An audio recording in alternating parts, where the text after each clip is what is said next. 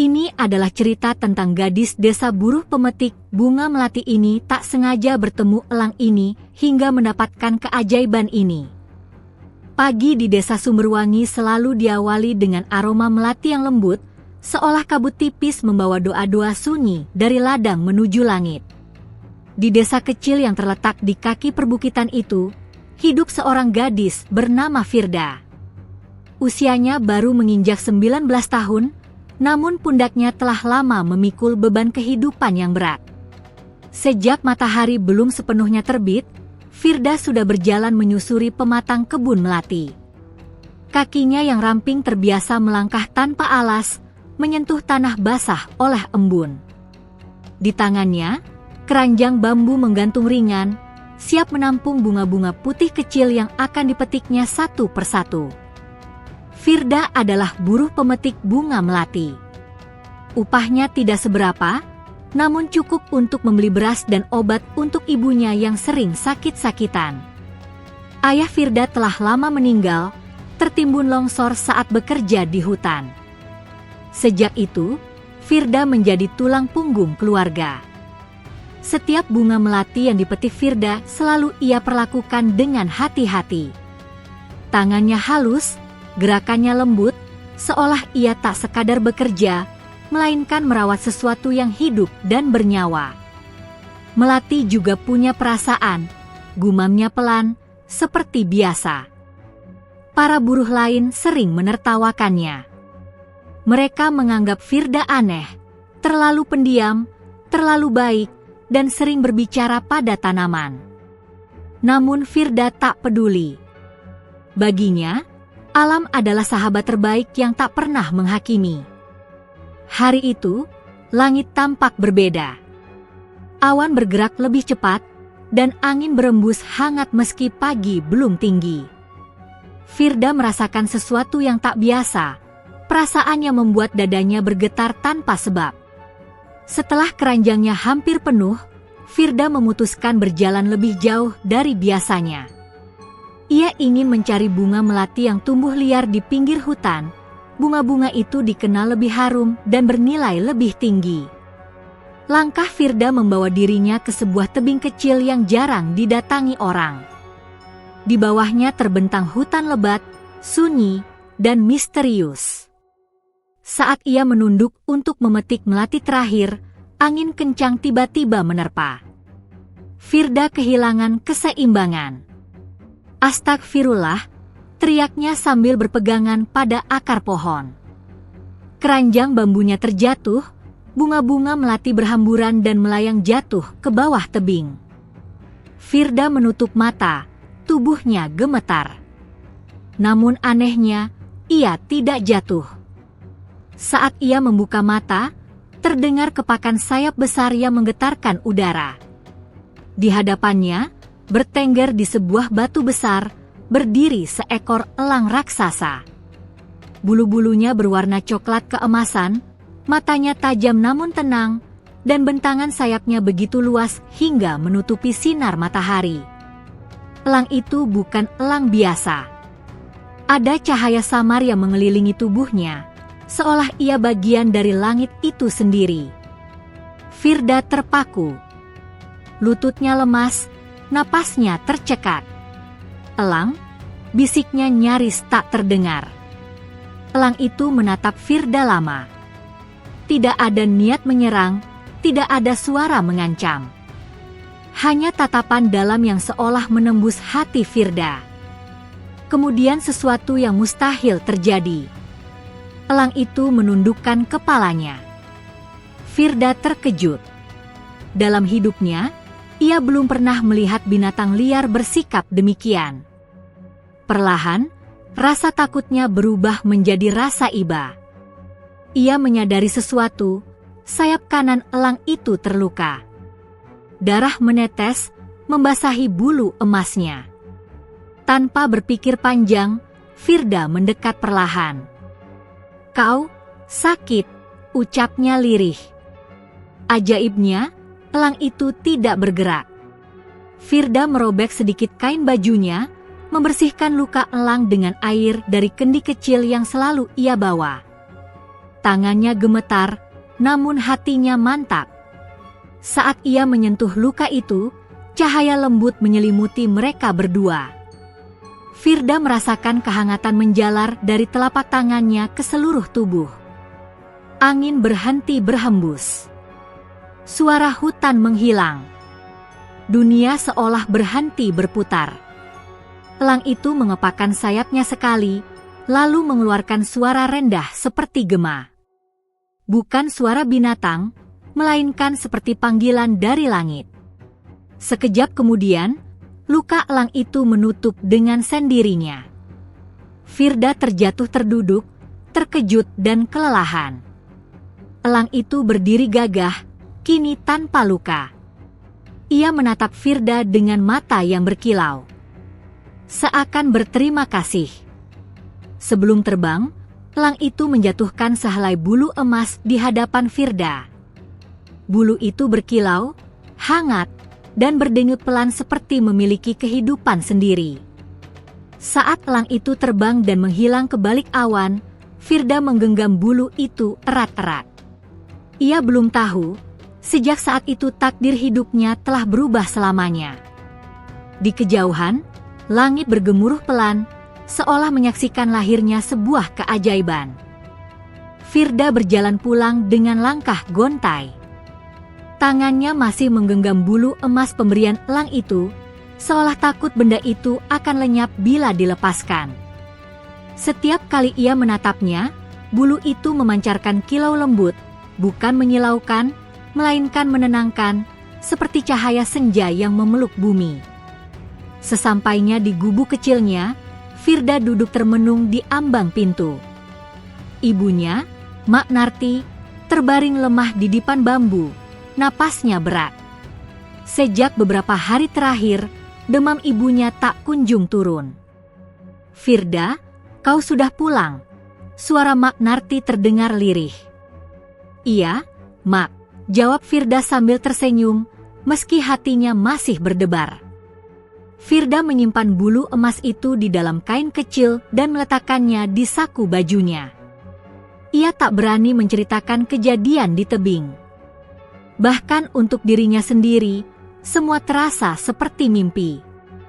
Namun malam itu, mimpi benar-benar datang. Firda terlelap dengan cepat, kelelahan fisik dan batin. Dalam tidurnya, ia melihat langit yang sangat luas. Ia berdiri di puncak bukit, sementara elang emas itu terbang mengitari dirinya. "Firda," suara bergema, bukan dari paruh elang, melainkan langsung ke dalam hatinya. Ia terkejut, namun tidak takut. "Kau telah menolong tanpa meminta balasan. Ketulusanmu membuka pintu langit."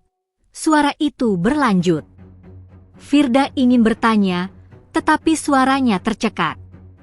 Elang itu lalu menjatuhkan sinar emas yang berubah menjadi ribuan bunga melati bercahaya.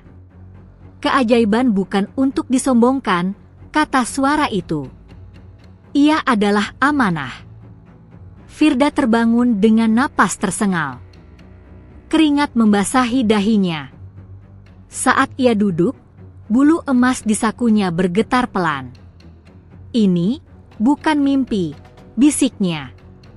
Keesokan pagi, keajaiban pertama benar-benar terjadi. Firda pergi bekerja seperti biasa ke kebun melati. Namun hari itu, setiap bunga yang ia sentuh mekar lebih sempurna.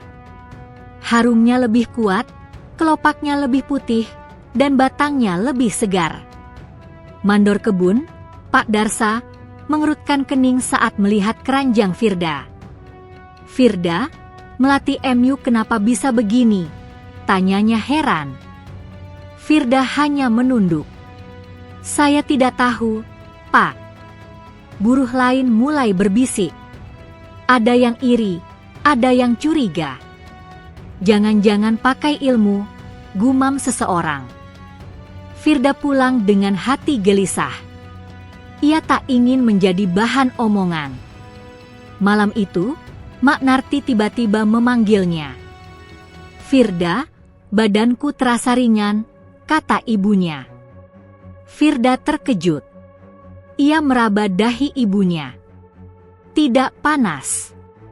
Mak, demammu turun. Mak Narti mengangguk pelan, air mata mengalir. Entah kenapa, semalam Mak bermimpi ada cahaya turun ke rumah ini. Firda gemetar. Tanpa sadar, ia memegang saku bajunya. Bulu emas itu kembali hangat. Hari demi hari berlalu, dan keajaiban semakin sering muncul. Tanaman di sekitar rumah Firda tumbuh subur. Air sumur yang hampir kering kini jernih dan melimpah. Bahkan ayam-ayam yang sakit mendadak sembuh. Namun bersamaan dengan itu, desas-desus mulai menyebar. Firda punya pegangan gaib. Firda keturunan orang sakti. Jangan-jangan dia bersekutu dengan makhluk hutan. Firda resah. Ia tidak pernah menginginkan perhatian. Suatu sore, ia kembali ke tebing tempat ia bertemu elang. Kalau ini semua salah, ambillah kembali, ucapnya pelan sambil mengeluarkan bulu emas. Angin berhembus lembut. Dari kejauhan, terdengar kepakan sayap. Elang emas itu muncul, hinggap di batu yang sama. Firda, suara itu kembali terdengar, keajaiban akan selalu mengundang ujian. Aku tidak ingin orang membenciku, air mata Firda jatuh. Elang tidak terbang untuk dipuja, jawab suara itu. Ia terbang karena tugas. Cahaya lembut menyelimuti Firda. Ia merasa lebih tenang. Gunakan apa yang kau punya untuk menolong, bukan membuktikan, pesan elang itu sebelum terbang menjauh. Malam itu, Firda membuat keputusan. Ia tidak akan memamerkan keajaiban. Ia akan tetap menjadi buruh pemetik melati, gadis desa biasa, yang diam-diam menolong siapapun yang membutuhkan. Namun ia belum tahu, ujian yang lebih besar sedang mendekat, ujian yang akan membuat seluruh desa memandangnya dengan cara yang berbeda. Di langit malam, seekor elang terbang tinggi, menjaga dari kejauhan. Takdir Firda baru saja melangkah ke babak berikutnya. Desa Sumberwangi tidak pernah benar-benar sunyi. Di balik hamparan kebun melati yang harum, bisik-bisik manusia tumbuh seperti ilalang liar, pelan namun menusuk. Sejak hasil panen Firda selalu lebih baik dari buruh lain, sejak ibunya sembuh tanpa tabib, nama Firda mulai sering disebut-sebut di sudut-sudut desa. Bukan sebagai pujian, melainkan kecurigaan. Di warung kopi dekat balai desa, beberapa lelaki berkumpul sambil menyeruput kopi pahit. Tidak masuk akal, ujar Pak Wiryo, salah satu tetua desa. Tanaman bisa subur sendiri tanpa pupuk tambahan. Anak itu sering ke hutan, sahut yang lain. Siapa tahu dia belajar ilmu terlarang. Kata-kata itu menyebar lebih cepat dari angin. Firda merasakannya. Tatapan orang-orang berubah. Senyum yang dulu tulus kini terasa kaku. Beberapa buruh menjauh darinya di kebun melati. Salah satunya adalah Sari, buruh perempuan yang dulu cukup dekat dengannya. Kini Sari menatap Firda dengan mata iri. Enak ya, Fir, sindirnya suatu pagi. Punya jalan pintas. Kami kerja banting tulang, kau tinggal sentuh bunga. Firda menunduk. Aku tidak pernah berniat. Sudahlah, potong Sari. Jangan pura-pura. Kata-kata itu menusuk lebih dalam dari duri melati. Malam hari, Firda duduk di samping ibunya. Mak Narti menatap wajah anaknya yang murung. Kau sedang diuji, nak, kata ibunya lembut. Orang baik sering diuji bukan oleh alam, tapi oleh manusia. Firda menggenggam tangan ibunya. Aku ingin pergi saja, Mak. Mak Narti menggeleng. Lari tidak akan menghapus takdir. Keesokan harinya, Fitnah itu mencapai puncaknya. Seekor kambing milik warga mati mendadak. Tanaman cabai di ladang Pak Darsa layu semalam. Semua kejadian itu langsung dikaitkan dengan Firda. Balai desa dipenuhi orang. Firda berdiri di tengah, gemetar. "Firda," kata Pak Wiryo tegas, "kami tidak menuduh, tapi semua kejadian aneh ini bermula sejak kau berubah." Firda menahan air mata. "Saya tidak melakukan apa-apa." "Kalau begitu," sahut seorang warga, "buktikan bahwa kau bukan membawa malapetaka." Bagaimana membuktikan sesuatu yang tak pernah ia lakukan? Malam itu, Firda pergi ke tebing. Ia memegang bulu emas dengan tangan bergetar. "Apa ini salah?" tanyanya lirih. Angin berputar. Elang emas muncul, kali ini tatapannya lebih dalam. Ujian manusia selalu lebih kejam dari ujian alam, suara itu bergema. "Aku ingin menyerahkan ini." Firda mengangkat bulu emas. "Aku tak sanggup." Elang itu mengepakkan sayap, membuat Firda hampir terjatuh. "Jika kau menyerah sekarang, desa ini akan kehilangan pelindungnya," kata suara itu. "Pelindung?" Firda terkejut. Elang tidak hanya menjaga langit.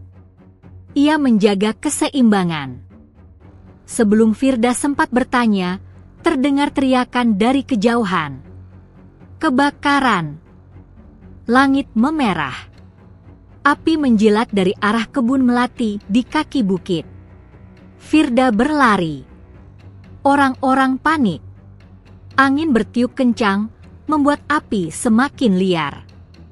Tanpa sadar, Firda menggenggam bulu emas erat-erat. "Apa yang harus kulakukan?" teriaknya.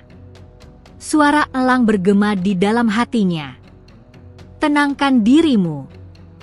Firda berdiri di depan api, menutup mata. Untuk pertama kalinya, ia tidak menolak keajaiban. Angin berbalik arah. Hujan turun tiba-tiba, deras dan dingin. Api padam perlahan. Orang-orang terdiam. Firda terjatuh ke tanah, kelelahan. Tak ada sorak-sorai. Tak ada terima kasih. Hanya keheningan.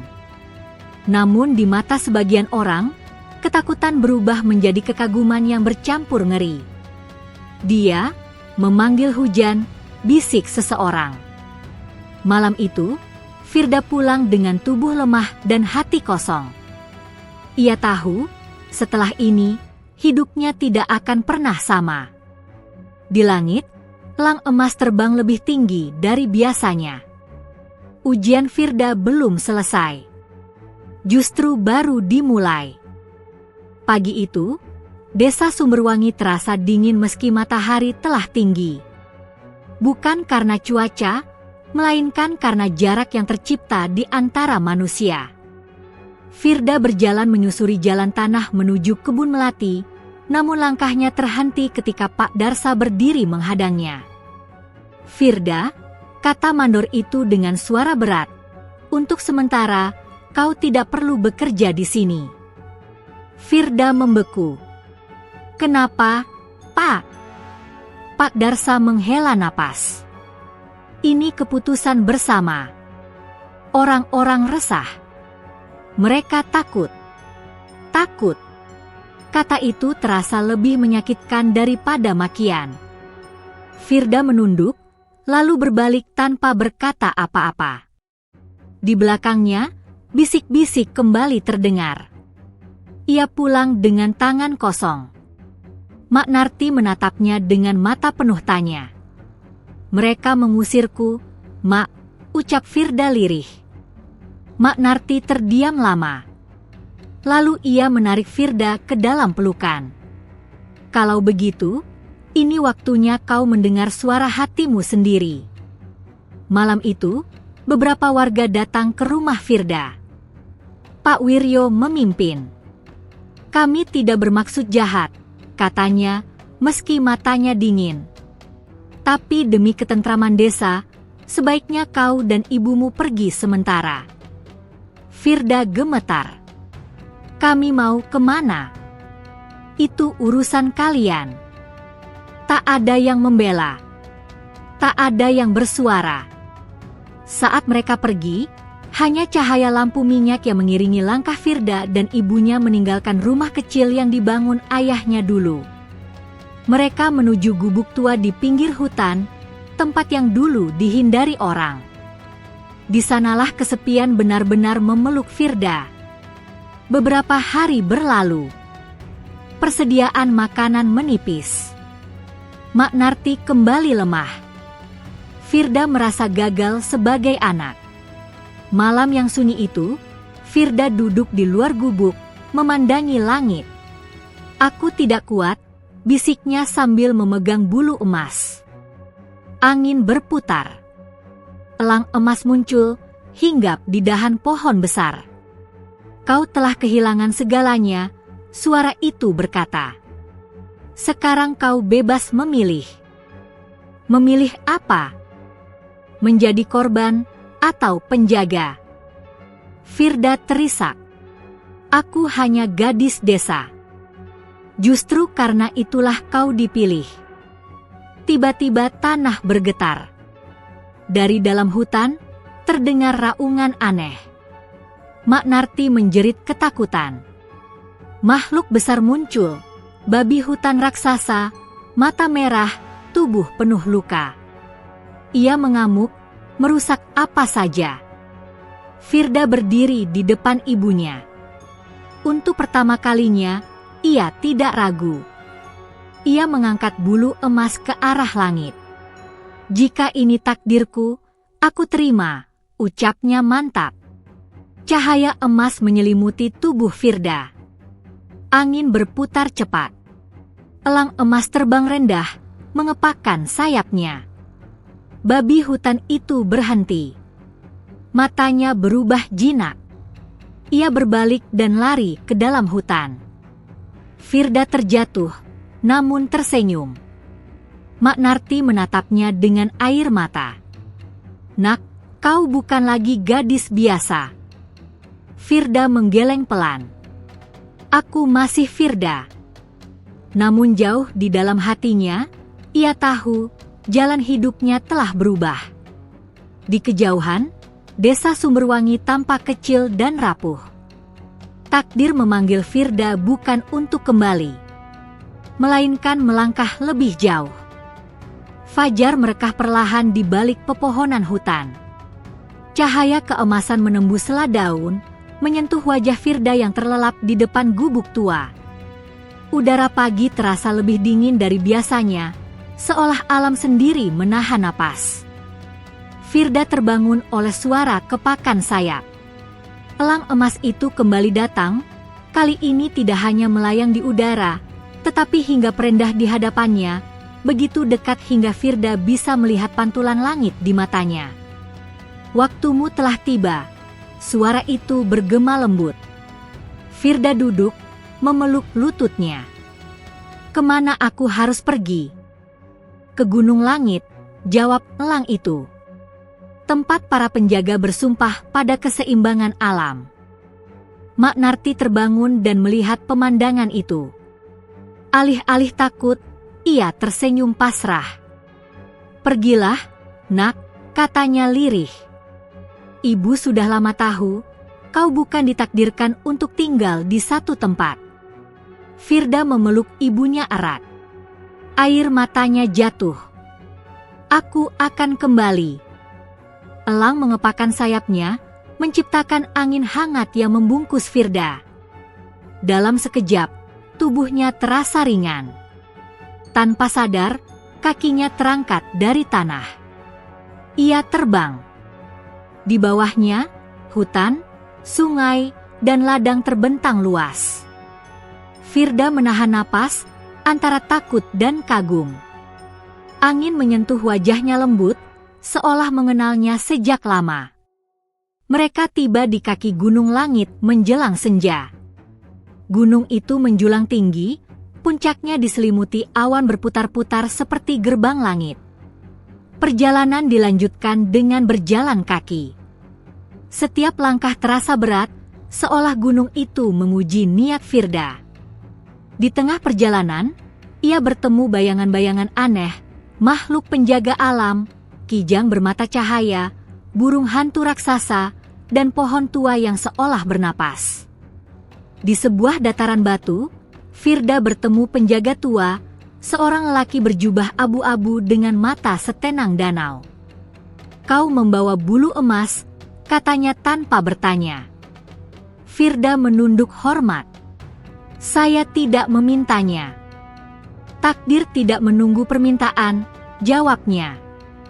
Penjaga tua mengajak Firda memasuki gua bercahaya. Di dalamnya terukir kisah lama tentang elang penjaga langit yang memilih manusia berhati bersih untuk menjaga keseimbangan dunia. Namun, kata penjaga tua, setiap penjaga harus membayar harga. "Harga apa?" tanya Firda gemetar. "Kesepian, pengorbanan, dan kehilangan."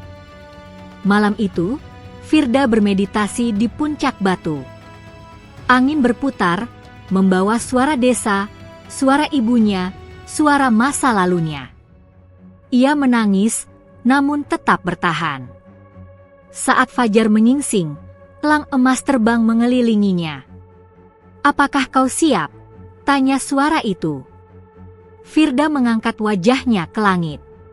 "Aku takut, tapi aku siap." Cahaya emas menyelimuti tubuhnya. Bulu emas di tangannya menyatu dengan dadanya, meninggalkan tanda bercahaya berbentuk sayap kecil. Firda terjatuh berlutut. "Kini kau adalah penjaga melati dan langit," suara itu bergema. Di kejauhan, awan bergulung. Dunia bersiap menghadapi perubahan. Dan Firda, gadis desa pemetik melati, telah melangkah menjadi sesuatu yang lebih besar dari dirinya sendiri. Langit sore berwarna tembaga ketika Firda menuruni gunung langit. Langkahnya tak lagi ragu, meski hatinya masih menyimpan getar. Di dadanya, tanda berbentuk sayap kecil bercahaya berdenyut pelan, seirama dengan napasnya. Setiap kali angin menyentuhnya, Firda merasa seolah langit sedang berbicara. Elang emas terbang rendah di sisinya, tidak lagi sebagai penuntun, melainkan penjaga dari kejauhan. Firda kembali ke hutan tempat gubuk ibunya berada. Dari kejauhan, ia melihat asap tipis membumbung. Jantungnya berdegup kencang. "Ibu," bisiknya. Ia berlari. Di depan gubuk, beberapa lelaki desa berdiri dengan wajah keras. Di antara mereka, berdiri Pak Wiryo dan Pak Darsa. Mak Narti duduk lemah di tanah. "Kami hanya ingin memastikan," kata Pak Wiryo dingin, "bahwa kau tidak membawa kutukan." Darah Firda berdesir. Untuk pertama kalinya, amarah muncul, namun segera ia tahan. "Aku tidak membawa apapun selain niat baik," ucapnya tenang. Namun Pak Darsa melangkah maju. "Hutan ini akan segera dibuka. Investor dari kota datang. Desa ini butuh uang." Firda terkejut. Hutan ini sumber air dan kehidupan. "Justru itu," sahut Pak Wiryo. "Kami akan menjualnya." Kata-kata itu seperti petir. Malam itu, Firda duduk di samping ibunya. Mak Narti menggenggam tangannya. "Keserakahan manusia," bisik ibunya, "selalu datang setelah keajaiban." Firda menatap langit. Elang emas melayang tinggi. "Apa tugasku sekarang?" tanyanya dalam hati. Jawabannya datang bukan sebagai suara, melainkan getaran di dadanya, tanda penjaga menyala. Keesokan hari, alat berat mulai berdatangan. Pohon-pohon tumbang.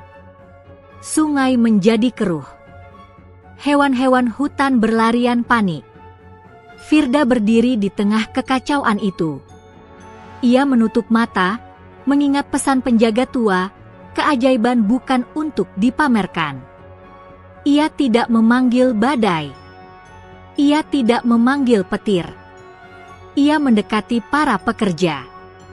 "Berhenti," katanya pelan namun tegas. Mereka tertawa. Namun tanah mulai bergetar. Angin berputar. Awan menggelap. Elang emas muncul di langit, mengepakkan sayapnya sekali. Alat berat mati. Mesin tak mau menyala. Sungai meluap menutup jalan. Kepanikan terjadi. "Ini ulah Firda," teriak seseorang. Namun di tengah kekacauan itu, seorang anak kecil terjebak dekat sungai. Arus deras menyeretnya. Tanpa berpikir, Firda berlari. Ia melompat ke sungai, arus mendorong tubuhnya. Di bawah air, Firda membuka mata. Cahaya emas menyelimuti dirinya. Arus melemah. Ia mengangkat anak itu ke darat. Sunyi menyelimuti semua. Tidak ada lagi tawa, tidak ada teriakan. Hanya tatapan tercengang. Firda berdiri basah kuyup, menatap orang-orang desa. "Aku tidak melawan kalian," katanya. "Aku melindungi kehidupan." Pak Wiryo terdiam. Untuk pertama kalinya, wajahnya menunjukkan keraguan. Namun dari kejauhan, sebuah mobil hitam berhenti. Seorang pria berkemeja rapi turun, matanya tajam. "Inilah dia," katanya dingin. "Gadis yang menghalangi proyek." Firda menatapnya. Ia tidak tahu siapa pria itu, namun bahaya terasa lebih besar dari sebelumnya. Elang emas berputar di langit, mengeluarkan suara panjang. Keserakahan telah menemukan wajahnya. Dan Firda, penjaga melati dan langit, baru saja memasuki pertempuran yang lebih berbahaya, bukan melawan alam, melainkan melawan manusia. Pria berkemeja rapi itu melangkah maju dengan senyum tipis yang dingin. Rambutnya tersisir rapi, sepatunya mengilap, kontras dengan tanah berlumpur dan wajah-wajah desa yang tegang. "Nama saya Arman Pratama," katanya lantang. "Perwakilan perusahaan yang akan membangun kawasan wisata dan perkebunan modern di sini." Firda menatapnya tanpa gentar. Namun di dadanya, tanda sayap kecil berdenyut keras, peringatan. "Kami punya izin," lanjut Arman sambil mengangkat map coklat. "Hutan ini akan membawa kemajuan. Lapangan kerja. Uang." Beberapa warga mulai saling pandang. Kata uang selalu menggoda. Firda melangkah maju. Kemajuan yang merusak sumber air bukan kemajuan. Itu kehancuran yang ditunda. Arman tertawa kecil. "Kau pintar bicara untuk gadis desa." Ucapan itu menampar harga diri Firda, namun ia menahan diri. Elang emas berputar rendah di langit, seolah menahan sesuatu agar tidak jatuh. Hari-hari berikutnya menjadi neraka sunyi bagi Firda. Orang-orang perusahaan mulai menekan warga.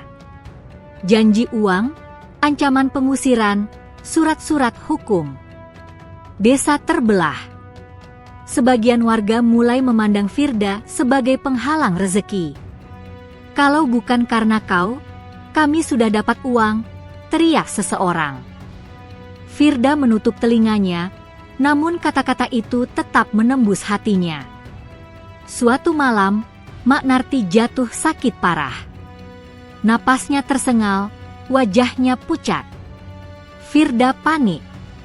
Ia memegang tangan ibunya, memejamkan mata, berusaha memanggil cahaya. Namun, tidak ada yang terjadi. Tanda di dadanya meredup. Firda gemetar. Tidak sekarang. Elang emas muncul di luar gubuk, matanya sendu. Kekuatanmu terikat pada keseimbangan hatimu. Suara itu bergema. Ketika hatimu dipenuhi amarah dan ketakutan, cahaya melemah. Firda menangis terseduh. Untuk pertama kalinya sejak menjadi penjaga, ia merasa tidak berdaya. Keesokan harinya, Arman datang lagi, kali ini dengan wajah serius.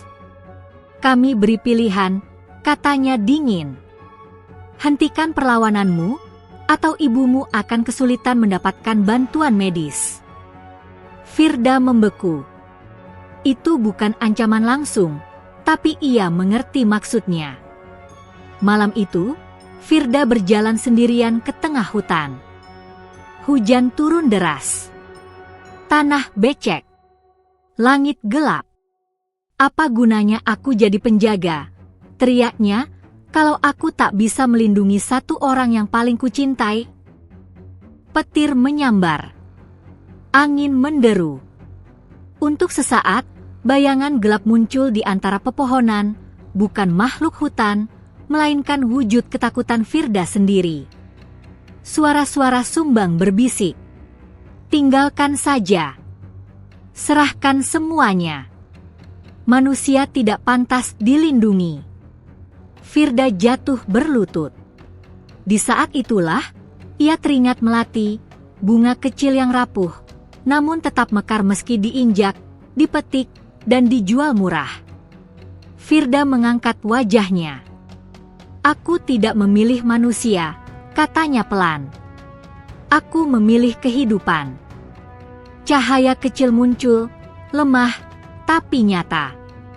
Elang emas menukik dari langit, mengepakkan sayapnya sekali. Ujian penjaga bukan tentang kekuatan, suara itu berkata, melainkan keteguhan. Keesokan pagi, Firda membawa ibunya ke balai desa. Ia berdiri di depan warga. Aku tidak akan memaksa kalian, ucapnya dengan suara bergetar tapi jelas. Jika kalian memilih uang, aku akan pergi. Tapi ingat, air, tanah, dan udara tidak bisa dibeli kembali. Sunyi. Seorang ibu maju perlahan. Kalau hutan hilang, sawah kami mati. Lalu seorang petani. Sungai ini hidup kami. Satu persatu, suara muncul. Arman menegang. Kalian bodoh, bentaknya. Elang emas muncul rendah, mengepakkan sayapnya kuat. Angin besar berputar, membuat debu dan daun beterbangan. Bukan serangan. Peringatan. Arman mundur selangkah. Matanya dipenuhi ketakutan yang tak bisa ia sembunyikan. Firda berdiri tegak. Ia belum menang. Namun untuk pertama kalinya, ia tidak sendirian. Dan di kejauhan, langit bergemuruh pelan, pertanda bahwa babak penentuan semakin dekat. Angin pagi berhembus pelan di desa Sumberwangi, namun ketenangannya palsu. Di balik rumah-rumah kayu dan ladang melati yang masih bertahan, sebuah keputusan gelap telah dibuat, tanpa sepengetahuan Firda. Arman Pratama tidak pernah terbiasa kalah. Malam sebelumnya, ia mengumpulkan beberapa warga yang paling terdesak oleh kemiskinan. Lampu minyak menerangi wajah-wajah lelah dan penuh harap. Perusahaan tetap akan masuk, katanya dingin. Dengan atau tanpa persetujuan Firda. Apa yang harus kami lakukan? Tanya seseorang ragu. Arman tersenyum tipis. Serahkan saja gadis itu. Katakan dia sumber semua masalah. Benih pengkhianatan pun tumbuh. Firda tidak mengetahui apa-apa. Pagi itu ia membantu Mak Narti yang kondisinya sedikit membaik. Senyum ibunya membuat hati Firda hangat, namun juga penuh rasa bersalah. Apapun yang terjadi, kata Mak Narti pelan, jangan pernah membenci. Firda mengangguk, meski di dadanya tanda sayap kecil terasa berat. Siang hari, lonceng bambu balai desa dipukul keras. Firda dipanggil. Saat ia tiba, hampir seluruh warga berkumpul. Tatapan mereka tidak lagi ragu, melainkan dingin. Pak Wiryo melangkah maju. Tangannya gemetar.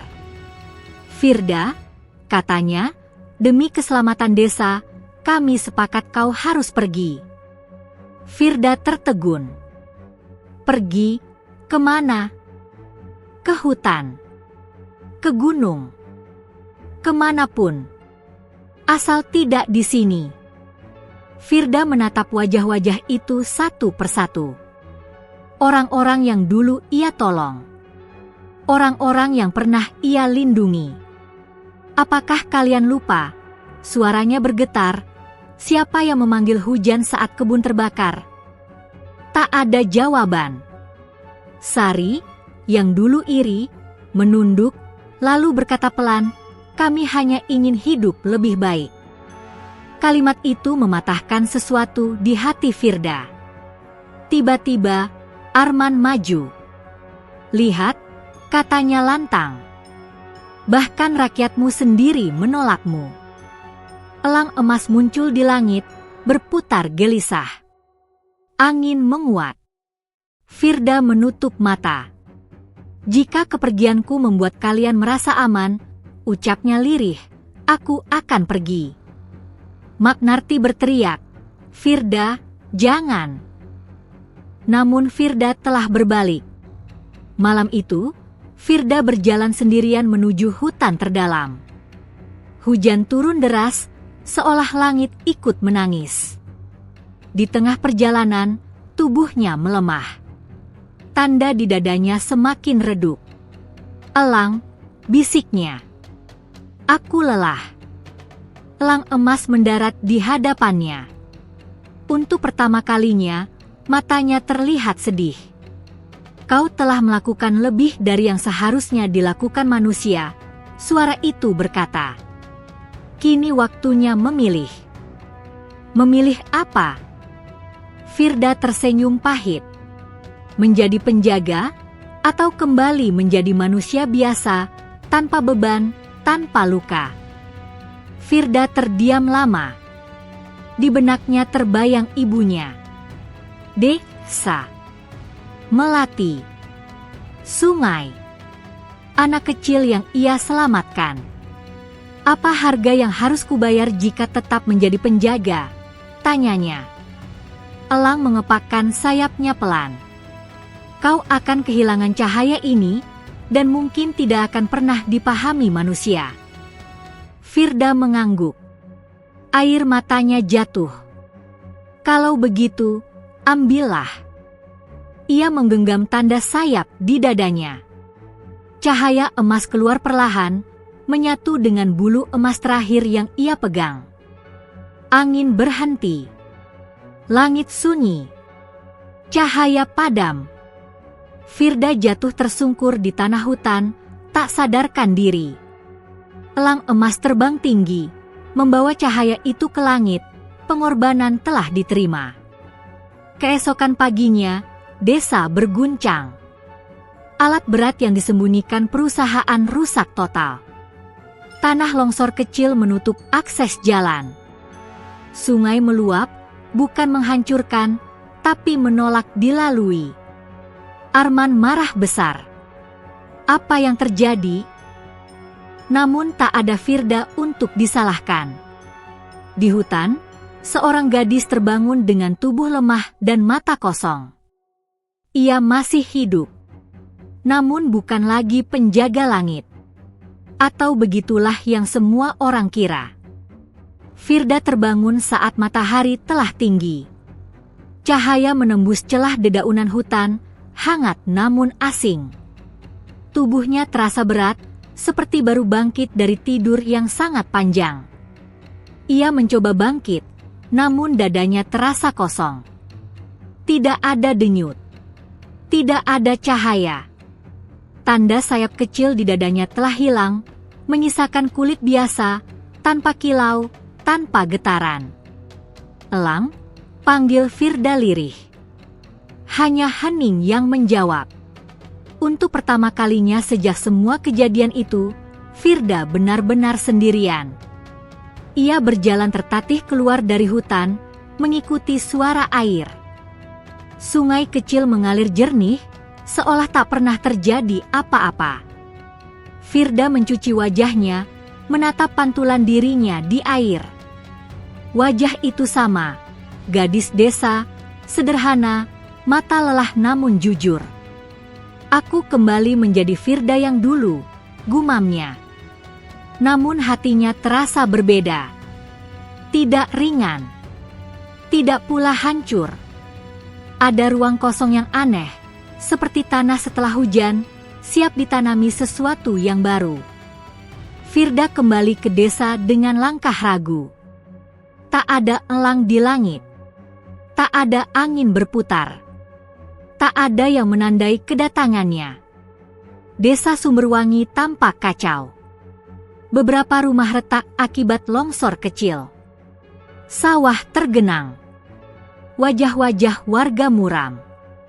Perusahaan belum sepenuhnya pergi, namun aktivitas terhenti. Arman dan orang-orangnya menghilang sementara, menunggu situasi mereda. Firda berjalan melewati kerumunan. Tak seorang pun menyadari kehadirannya, sampai seorang anak kecil menjerit kegirangan. Kak Firda. Anak yang dulu ia selamatkan dari sungai berlari memeluk kakinya. Warga terdiam. Firda berlutut. Kau baik-baik saja? Anak itu mengangguk ceria. Ibu bilang Kak Firda orang baik. Kata-kata sederhana itu membuat mata Firda panas. Beberapa warga mulai mendekat.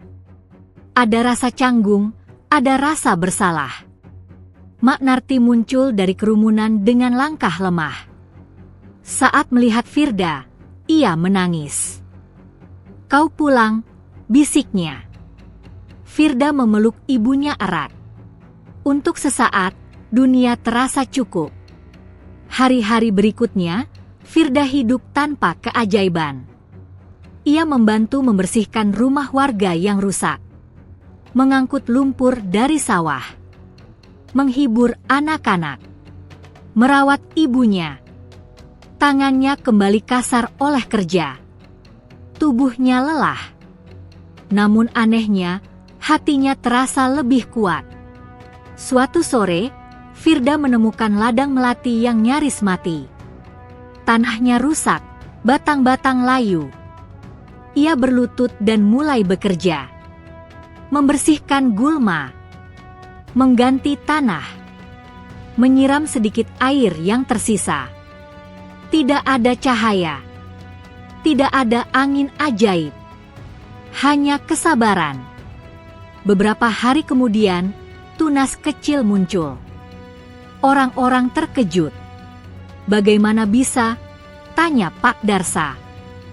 Firda tersenyum. Melati hanya butuh dirawat.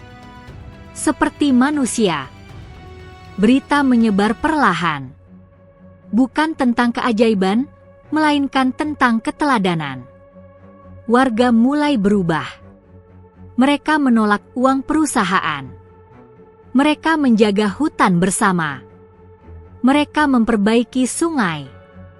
Suatu malam, Firda duduk di tepi sungai sendirian.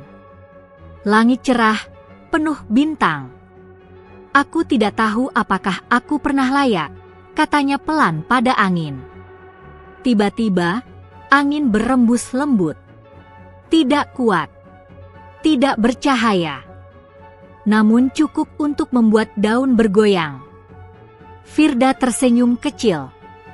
Di kejauhan, di balik awan, seekor elang emas terbang tinggi, tidak turun, tidak menampakkan diri. Tidak semua penjaga perlu bersinar. Sebagian cukup menjadi akar. Dan Firda telah menjadi akar bagi desanya. Namun satu bab terakhir masih menanti. Bukan tentang keajaiban yang kembali, melainkan tentang makna sejati dari penjagaan. Musim berganti perlahan di desa Sumberwangi. Hujan datang tepat waktu, tidak berlebihan, tidak pula menipu. Sungai mengalir jernih, dan ladang melati kembali berbunga, meski tak seputih dan seharum saat disentuh keajaiban dulu. Namun bagi warga desa, bunga-bunga itu kini terasa lebih bermakna. Firda berjalan di antara barisan melati pada suatu pagi, membawa keranjang bambu yang sama seperti dulu. Tangannya kembali memetik satu persatu, dengan sabar dan penuh perhatian. Tidak ada cahaya emas, tidak ada angin berputar. Hanya suara serangga, burung kecil, dan napasnya sendiri. Namun setiap langkah Firda kini diiringi rasa hormat. Orang-orang yang dulu menghindarinya kini menyapa lebih dulu. Tidak dengan takut, tidak dengan kagum berlebihan, melainkan dengan ketulusan yang sederhana. Pagi, Firda. Hati-hati di kebun. Terima kasih sudah mengajari kami merawat tanah. Firda membalas dengan senyum kecil. Pak Wiryo, yang rambutnya kini semakin memutih, mendekatinya suatu sore di balai desa. Kami banyak salah padamu, katanya lirih. Dan mungkin, kami baru mengerti setelah hampir kehilangan segalanya. Firda mengangguk pelan. Yang penting kita belajar, Pak. Tidak ada tuntutan maaf. Tidak ada luka yang dipamerkan. Firda telah melewati semua itu. Perusahaan Arman Pratama akhirnya mundur sepenuhnya. Izin dicabut setelah desakan warga dan laporan kerusakan lingkungan. Arman sendiri tak pernah kembali. Namanya hanya menjadi cerita pahit tentang keserakahan yang kalah oleh keteguhan. Sebagai gantinya, warga desa membentuk kelompok penjaga hutan dan air. Mereka tidak menyebut diri mereka penjaga langit, tidak pula merasa suci. Mereka hanya manusia desa yang belajar menjaga apa yang memberi mereka hidup. Dan di tengah semua itu, Firda menjadi poros, bukan pemimpin yang memerintah, melainkan teladan yang bekerja paling awal dan pulang paling akhir. Mak Narti kini lebih sehat. Ia sering duduk di teras rumah, memandangi Firda dengan mata berkaca-kaca. Kau kehilangan cahaya, katanya suatu hari, tapi kau membawa terang. Firda tersenyum. Cahaya terlalu berat, Mak. Terang cukup dibagi. Suatu senja, anak-anak desa berkumpul di tepi sungai. Firda duduk bersama mereka, menceritakan kisah tentang elang, hutan, dan bunga melati. Apakah elangnya benar-benar ada? Tanya seorang anak. Firda menatap langit yang memerah. Elang selalu ada, jawabnya. Kadang di langit, kadang di hati manusia. Anak-anak itu tertawa, belum sepenuhnya mengerti, namun merasakan kehangatan kata-kata itu. Malam itu, Firda berjalan sendiri ke tebing tempat segalanya bermula.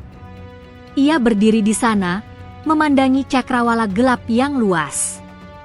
Aku sudah melakukan bagianku, bisiknya. Angin berhembus lembut. Tidak ada suara. Tidak ada penampakan.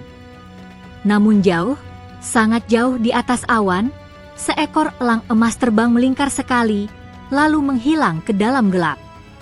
Bukan sebagai panggilan. Bukan sebagai tanda. Melainkan sebagai salam perpisahan. Firda menunduk, air mata jatuh perlahan, bukan karena sedih, melainkan karena penuh. Ia tidak menjadi legenda yang diceritakan dengan takut. Ia tidak menjadi tokoh yang disembah. Ia menjadi ingatan tentang seorang gadis desa pemetik melati yang pernah memegang keajaiban, lalu dengan sadar melepaskannya demi kehidupan yang lebih luas dari dirinya sendiri. Dan selama melati tetap mekar, selama air tetap mengalir, selama manusia mau belajar menjaga, warisan Firda akan tetap hidup.